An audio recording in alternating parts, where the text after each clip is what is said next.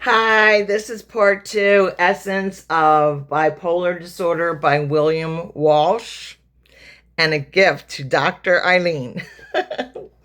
Okay, so epigenetics and unification of psychiatric paradigms. That's a lot of big words, but it has to do with genetics and unification of what they looked at before they could look at genes and now that they can look at genes. And fortunate and blessings on all of you that have psychiatric illnesses, because it's only going to get better with AI. We have to find out what's cool with religions, but they're going to be able to go in utero and follow a child early and fix genetics that cause bipolar disorder. At least that's what they're saying.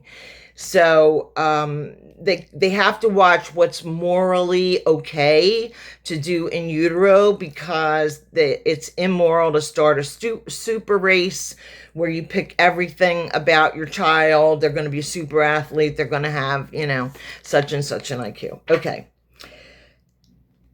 Epigenetics is gradually leading to a unification of two competing schools of thoughts in psychiatry. For many decades, mainstream psychiatry believed that most mental illnesses are primarily caused by severe brain trauma experienced in childhood. This led an elaborate counseling and talk therapy approaches aimed at helping patients challenged by anxiety, depression, and other mental disorders. Since 1950, other psychiatrists have concentrated on receptors, NTs. I'll look up that another day. And molecular biology of the brain. For many years, the two camps have had little regard for each other's benefits. However, recent epigenetic studies indicate the emotional trauma can alter gene expression and permanently impair neurotransmission, suggesting that both approaches have validity and are complementary. I'm reminded of lyrics in the song from Oklahoma: the farmer and the cowboy should be friends. Okay, so just for bipolar disorder, it used to be CBT, talk therapy, and medication.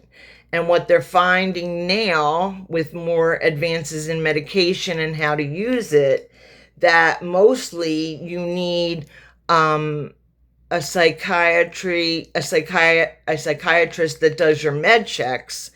And if you still need somebody, it'll probably be a counselor for CBT.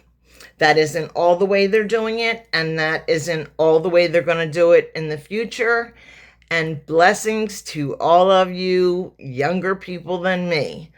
There will be hope for mental illness that young people have, that middle-aged people have in the future, and beyond that, as babies are born.